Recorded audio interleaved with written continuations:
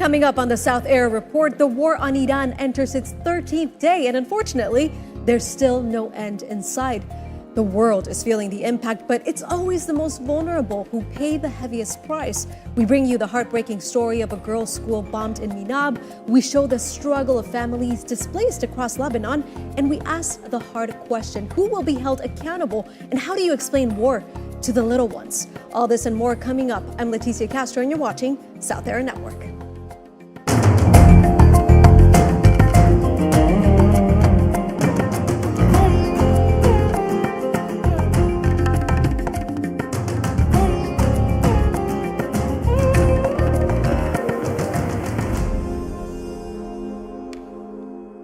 Thank you for joining us today. Nearly 300 children have lost their lives across Iran and Lebanon in less than 2 weeks.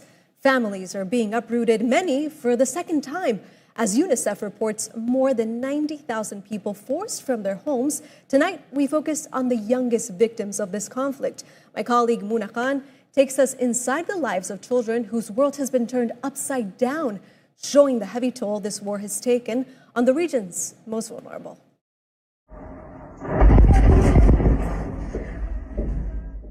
This is what war looks like for children. It's not just the sound of the strikes. It's the moment after. A mother trying to make her child feel safe in a country where, since February 28th, no one is. In Lebanon, 9,000 children were displaced in a single day. By early March, UNICEF confirmed 91,000 people had been forced from their homes, many of them for the second time. Families who fled earlier strikes took shelter where they could: apartment buildings, gymnasiums, strangers' homes. But in this conflict, shelter has become a relative term. Some of those safe havens have now become targets themselves. In Iran, the numbers are staggering. Reports indicate that nearly 200 children have been killed and hundreds more injured since the strikes began, children making up more than 30% of all casualties. The strike on the Tayyibeh girls' school in Renad remains the darkest day of the campaign so far. Children now make up more than 30% of all casualties in Iran. They aren't just caught in the crossfire, they are bearing the brunt of it. UNICEF warns that the trauma will outlast the missiles. We are seeing a generation of children who no longer sleep, and a generation of parents who have run out of ways to explain the unexplainable. Nearly 300 children killed across Iran and Lebanon in under 2 weeks. Not combatants, not targets, just children. Just children. Thank you, Muna. Now, the smallest of victims of war are often the ones who pay the highest price. Across modern conflicts, children are being killed by the thousands, just like Muna mentioned, not as soldiers, but as civilians caught in the crossfire.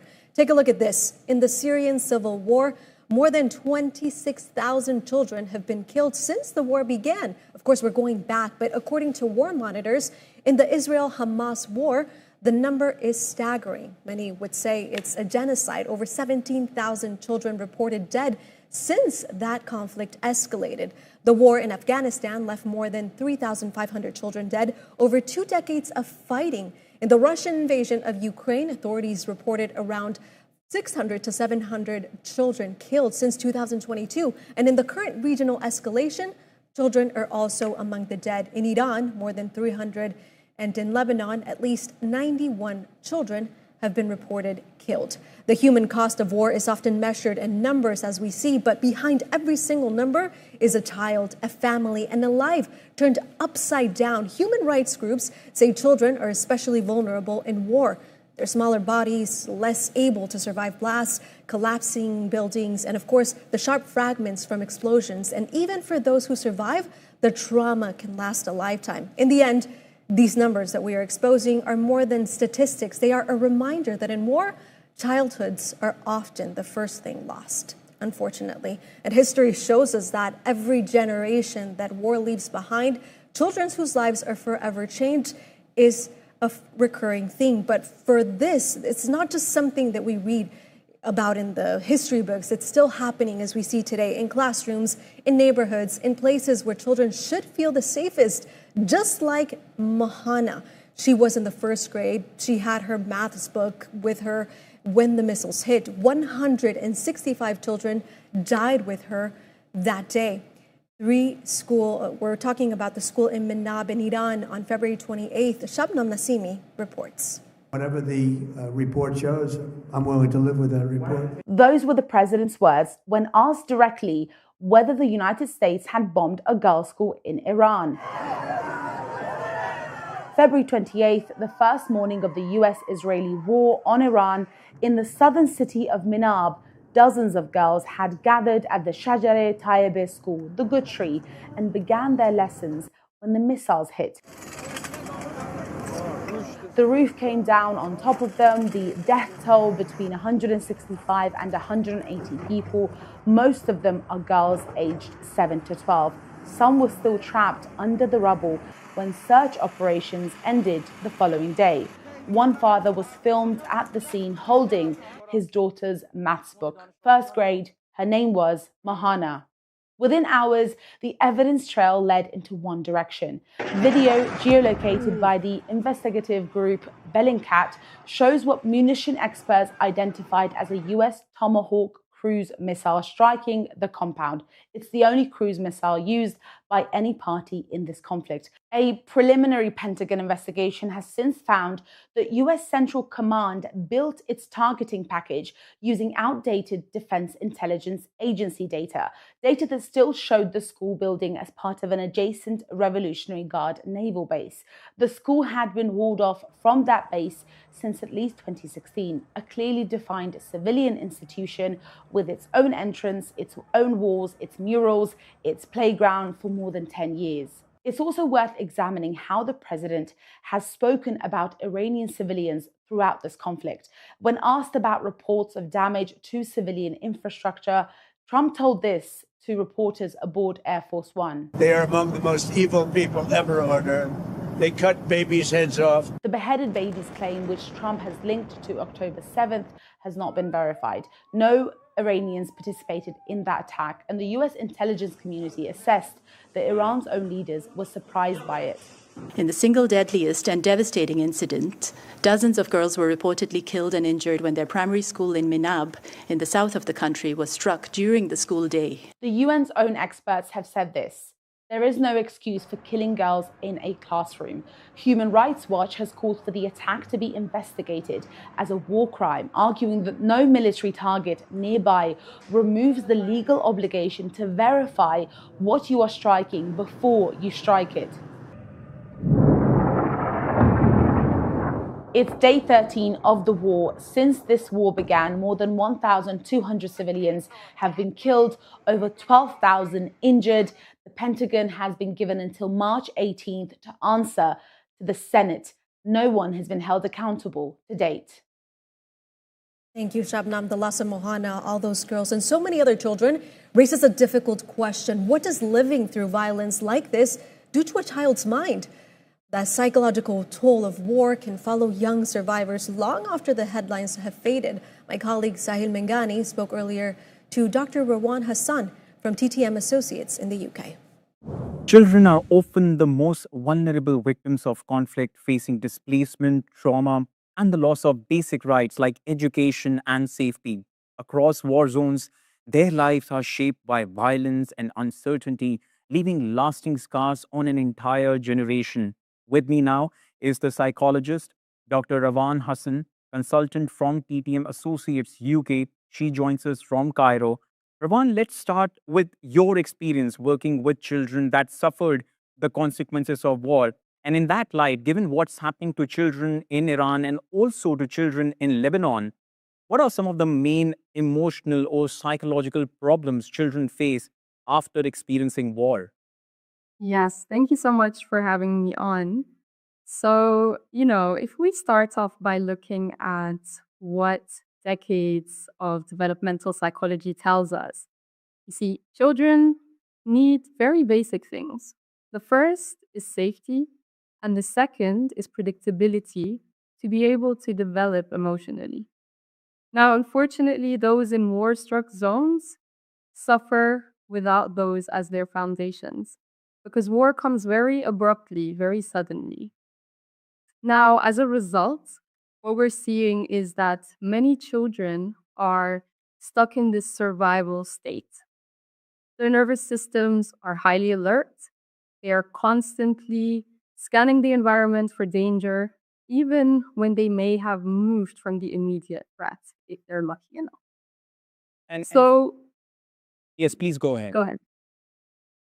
Yes. And this is something that is really important that we emphasize in trauma psychology, that it's not just about what has happened, the event, but more so, what is the experience like for the child? Because that is what they carry for years, processing it within their minds and in their bodies much on later on. And from your experience, with what kind of support or help do these children begin to feel safe and normal again? Yes. So, having worked with multiple refugees across the region, from Lebanon to Jordan to Greece, there are three very key things that we need to keep in mind. And these are things that help rebuild this sense of safety in everyday life. The first one is predictability. So, a child's brain really thrives on routine. So, having a set time for food, a set time for educational activities, a set time for play, these are all things that create a rhythm. It tells the brain, I am safe. The second is relationships. Now, in our research, we have seen time and time again that having just one stable, caring adult can significantly buffer the effects of trauma. And for children, being able to experience that safety through a caregiver or through a trusted adult really helps them regulate well in these new environments. And finally, the last thing is expression. Having some space for children to be able to process what they have gone through is very key. And unlike us adults, it's not always through words. Children love to explore and process their emotions through play, through drawing, through storytelling or movement. So these are all modalities that help children process and heal. And in that sense, why is it especially important to focus on children's mental health after a conflict like the one that is ongoing in Iran, in Lebanon? Yes. To be honest, there's many reasons, but I can just give you one, right? The psychological impact of war and conflict does not end just because the fighting does or because the family has relocated. Children continue to carry these experiences with them as they grow. And this early trauma, it shapes the way they relate to the world, their sense of safety, their ability to trust other people, and even how they manage stress later on in life. So it's really important that we support children's mental health during conflict, after conflict, because it's not just about helping that one individual, it's about the type of society we are trying to rebuild. And the aim should be that we don't just help them recover, but that we shape healthier, more resilient communities for the future ahead. Thank you so much, Dr. Rawan Hassan, for educating our viewers on this critical and sensitive topic. Thank you so much. My pleasure. Like the doctor mentioned, that impact of war on children doesn't stop now. It continues, unfortunately, and it's unfolding in areas like Lebanon. For many young people, home, school, and safety have disappeared overnight, unfortunately, and they are too young to understand what is actually happening, what actually is going on, and aren't able to understand. They can't go home. They're too young to understand why their classrooms are now beds, but they are old enough to feel everything, every bit of it. Stephanie Haddad reports from Beirut on the children that are paying the highest price for a war they never chose. At just 4 months old, Ahmad has become one of the youngest victims of Israel's war on Lebanon. His mother says smoke from the bombs outside have impacted his breathing. Now she holds him tightly in a school in Beirut that has become a displacement shelter. hoping the air inside is safe enough for him. أنا كأم بعاني كتير معه بهالفترة. بقول الحمد لله إنه طلعوا أولادي بخير وكلنا طلعنا بخير من وراء هالضربة اللي صارت حدنا. عشان هيك أنا بضلني على طول عم بتضحك. At least 91 children have been killed in Lebanon since the latest escalation began, and around 700,000 people have been displaced, including 200,000 children. One of those children displaced is 10-year-old Rawan. جبت لعبة الميكي ماوس واللابوب اللي إليه ولعبة ليكو صغيرة. بس أنت أكتر وحدة زعلانة، ليه زعلانة كتير؟ عشان اشتقت له لبيتي. قلت لي غمضي عيونك وحلمي بشي، شو بتحلم؟ بنت عمي. I'm standing here in front of Skandar Reza School. It's hard to believe that just weeks ago, these classrooms were filled with students learning and playing. Today, the desks are pushed aside and mattresses cover the floor. But for the children, war has taken more than just their homes. It has taken away their daily routine, their classrooms, and their sense of safety that every child needs. Instead of waking up for school, many now wake up in crowded shelters, uncertain about what tomorrow will bring. حرب يعني قصف وضرب وجدار صوت والواحد بيخاف من الضرب والقصف. For now, the school is offering temporary shelter and security. But for the children staying here, they say that all they want is to return home. Stephanie Haddad, South Era Network, Beirut. Thank you, Stephanie, reporting there from Beirut. Now, stories like these remind us that for children living through conflict, the consequences go far beyond the battlefield, affecting their safety, their education, and their mental health for years to come. So to help us understand what support these children will need, what they need right now, and what the international community can do realistically, we're joined by Eleanor Mambia. Eleanor, when children are displaced and their schools become shelters overnight, like we just saw, what does that do to their sense of safety and development in the long term?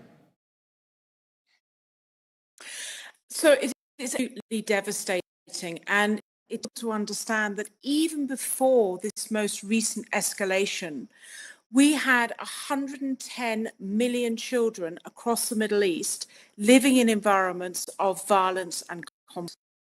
And 45 million of those children were in life-threatening situations. So even for children to wake them more, it is a miracle at the moment.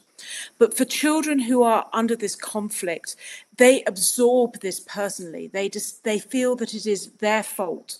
So it is very, very traumatic. And from Syria to Ukraine to Lebanon to Afghanistan, children coming to centres that World Vision run, often mute from the shock, unable to function normally, and through very, very dedicated and committed mental and psychosocial support, we can bring them back to a level of normality.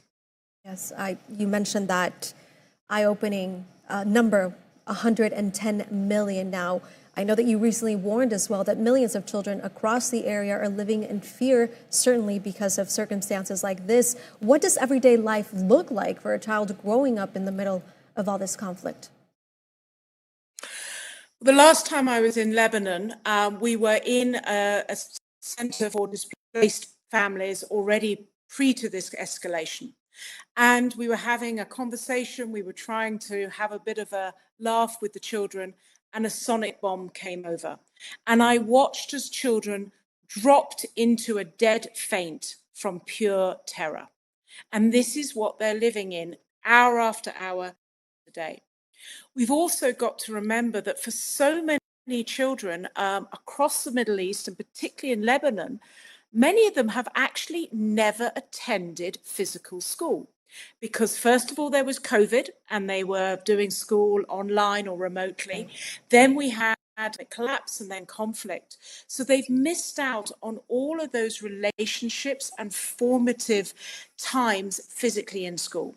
Now, of course, with the most recent displacement, most of the schools have been turned into shelters, and children again missing out on their absolutely critical education. Absolutely. We're talking about that age range, right? 5, 6, 7, 8-year-olds. I know that Many families have been forced to move again and again. What happens to the children when they lose the sense of home, their schools, and their communities multiple times?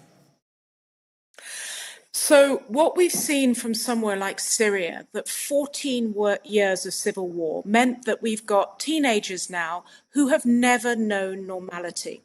And they are really struggling to find their place in society. Even the basic norms that, many of us take for granted, the way that we behave in society, the way we interact with people, are not there.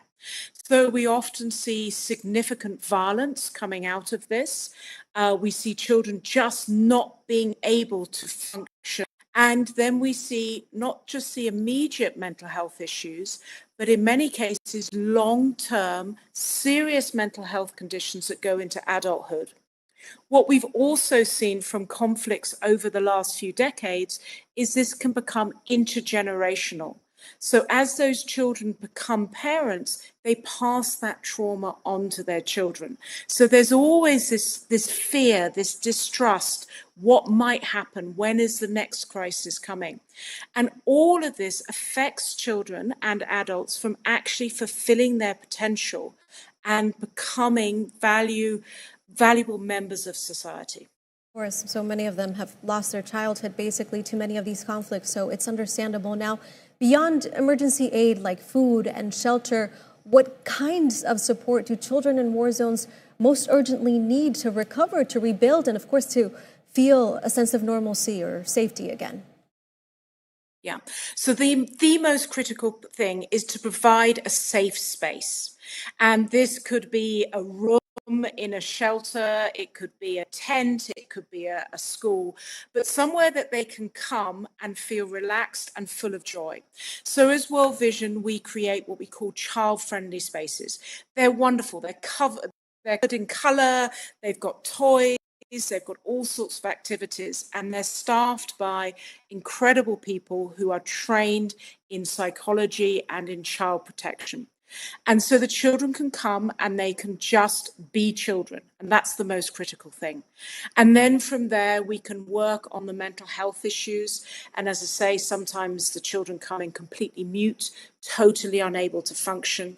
But within a short period of time, they start to rebuild their confidence. Then from there, we try as much as possible to get them into a routine and back into education. Because for children, having a sense of normalcy, a sense of knowing what they're going to do in the next hour and in the next day is very, very important for them. Absolutely. I know that more long term, yeah. Yeah, go ahead. Go ahead. I know that you mentioned the communication aspect, so I wanted to know that I know that your teams work directly with these children, as you're mentioning, in places like Lebanon, Syria, Jordan, and the West Bank.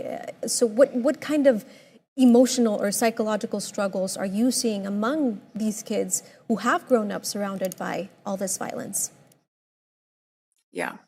Well, as I said, I mean, it is absolute terror. Even the smallest noise, a car backfiring, and these children are fainting, they're shaking, they're quaking. We see children who are maybe 5, 6, 7 who are now unable to even feed themselves or to look after themselves in any way because they go back into more of a sort of infant state.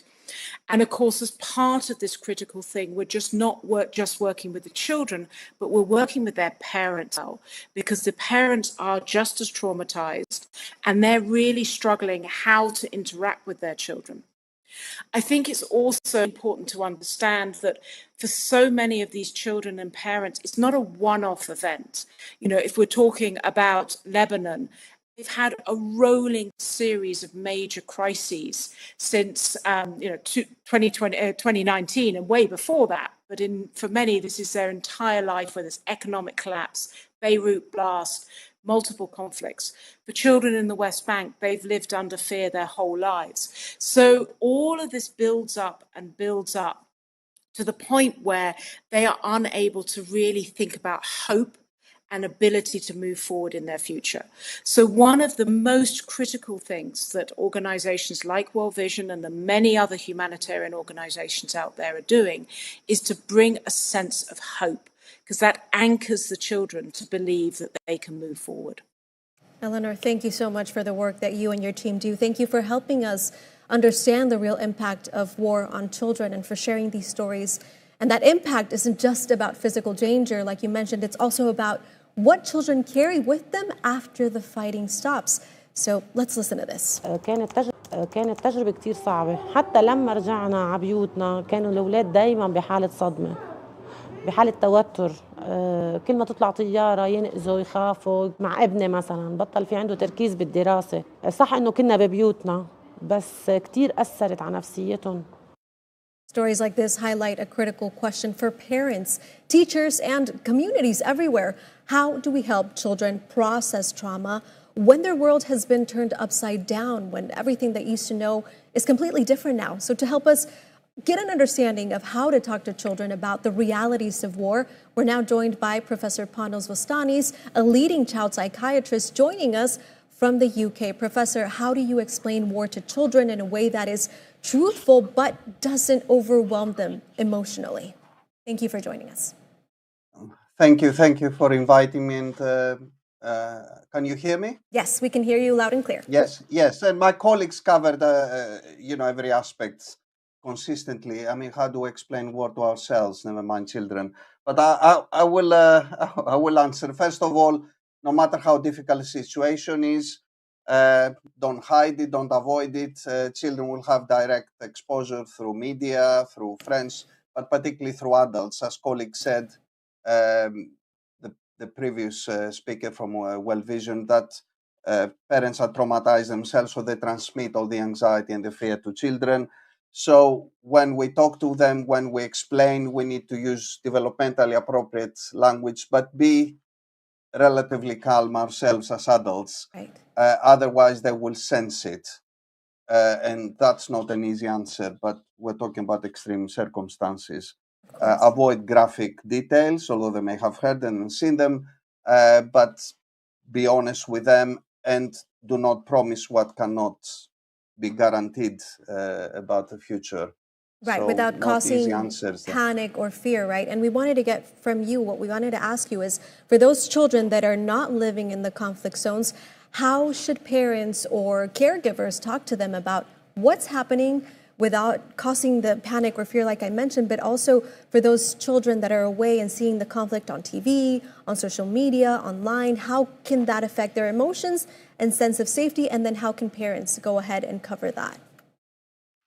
Yes, they will be affected. We're talking about different categories: children who are displaced within the country, displaced to other countries, but even watching through the media, which cannot be safeguarded these days. Yes. Again, the same principles apply to be honest with them, not to try to avoid or downplay a situation or to pass judgment, but to remain calm and use developmentally appropriate language they can understand. Even young preschool children can understand, and they can sense the panic, the fear in different ways. If their routines change, if the way their parents hold them, they talk about it. But essentially, as the previous speaker mentioned, is to try to instigate routines and coping strategies, resilient strategies as soon as possible, being realistic that this is not this will not compensate for what they're exposed to. Yeah, and I know that those explanations can definitely differ depending on the age of the child. I know that a preschooler can understand what's going on, but it's a different explanation, to a kid that's 5 years old as opposed to somebody that's 10, or those teenagers watching online on social media by accident, they come across a video and they see it. So how do we go about explaining it at those different stages? So for young children, I think it has to be simple, simple words. I don't want to use examples here. As I said, without graphic detail, but some kind of acknowledgement that bad things happen in the world. And we can try to keep them as safe as we can within our immediate environment, and what is going to happen in their sort of direct family, homeschool, shelter environment, as colleagues discussed earlier. With teenagers, it's different because they're out there in their peer group, and I think can be more sophisticated discussion there, but the principles are exactly the same. Because parents, but also professionals, are traumatized when they're in these situations, and they'll have to ensure that they are relatively calm and assured themselves before they communicate to children, because otherwise they will pick up the anxiety, they will multiply it. Right. Now, when it comes to those children of those that are in the diaspora, of course, they have a different feeling of the conflict zones and a different idea because that's what they hear from their parents. So what would be a recommendation for those parents of children, young children in the diaspora? When the diaspora, I think parents and adults need to check their own responses first. Emotions will be running high for, whatever reasons, because the country they're coming from, because they're at risk, because they may have relatives there. And I think that has to be the first check before children are involved. Don't assume they don't listen, they don't know, they will know. Don't send them to a room next door, hoping that they will not understand. But take it head on, but in a calm, assured way. Don't lie to them. Don't give false promises. But on the other hand, don't over dramatize and replicate media graphic stories. Try to keep an even keel and develop coping routines and strategies. Yeah, like you mentioned, the children are listening, unfortunately, and watching absolutely everything. Thank you, Professor, for sharing your insights and helping us understand also how to support children both near and far who are living with the weight of the conflict as well. Even in the darkest moments, we're reminded of the resilience and the courage children show every day. And sometimes that courage is met by those who refuse to look away, people like Miss Rachel. Most people know her from their living room, from the floor, from the children watching, a warm singing presence that children adore. But Miss Rachel has taken that platform somewhere where few entertainers dare to go, into the heart of the world's worst conflicts, Gaza, Sudan, Congo. So tonight we want to pay tribute to Ms. Rachel and the children who face the unimaginable, yet never lose their light. What if my son was over there and my husband, and then I'm here with my little girl losing her legs? Wake up, little bunnies! Skip, little bunnies, skip, skip, skip. Skip, little bunnies, skip, skip, skip. Skip, little bunnies, skip, skip, skip. Skip, skip, skip, then stop. Let's hop again. Hop, little bunnies, hop, hop, hop. Hop, little bunnies, hop, hop, hop. Hop, little bunnies, hop, hop, hop. Hop, hop, hop, and stop.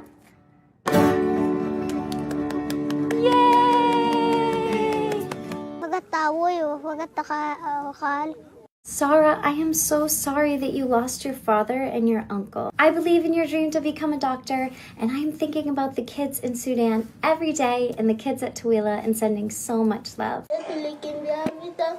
We escaped the war. They killed my parents, so when we escaped the war. You can't bomb a child's home, kill their family members, bomb their schools, bomb their hospitals, and then say they're just going to live in tents now that are cold and leaking and babies are dying of hypothermia. You can't bomb all their schools and then just say they live in tents now and don't get to have an education. The message that Ms. Rachel sends reminds us that even in the darkest places, hope, courage, and creativity can shine through. And sometimes that courage comes directly from the voices of children themselves, finding ways to survive, to tell their stories, and to be seen. At 10 years old, little Renad, known as Chef Renad, from Gaza, turned her tiny shelter kitchen into a stage, showing how she feeds her family using whatever she can find in aid boxes, a practice she calls cooking the Gazan way. Her videos have gone viral, reaching hundreds of thousands of followers, proving that even in war, creativity and hope can shine through. خبز المجاعة على الطريقة الغزاوية، شيبس الحرب على الطريقة الغزاوية، مش لبنة على الطريقة الغزاوية أو لبنة الحرب، اليوم لبنة المجاعة. أجا رمضان فتعالوا نجهز سناكات رمضان. زبدية ذرة على الطريقة الغزاوية، هوت شوكليت على الطريقة الغزاوية، شوكليت كيك على الطريقة الغزاوية. I wish to see a free Palestine. I wish I could eat healthy food. I wish I could go back to my school. وانتو, what is your wish? What is your wish? As we've seen tonight, war touches lives in ways that go far beyond headlines, shaping childhoods, dreams, and futures. And yet, even in those darkest places, hope finds a way to shine through. 10-year-old Renad, cooking in her tiny Gaza kitchen, asks a question that reminds us all why these stories matter. What is your dream? Think of that. For millions of children caught in the conflict, the answer may feel out of reach, but their courage, their resilience, and their creativity show us that dreams can survive even in the harshest conditions. From Beirut to Iran to Gaza, from classrooms turned into shelters to kitchens turned into stages, the message is loud and clear. Childhood is precious, and every effort to protect it matters. I'm Leticia Castro. Thank you for watching this special episode of the South Era Report on the children of war. Stay safe, stay curious, and stay informed. We'll see you soon.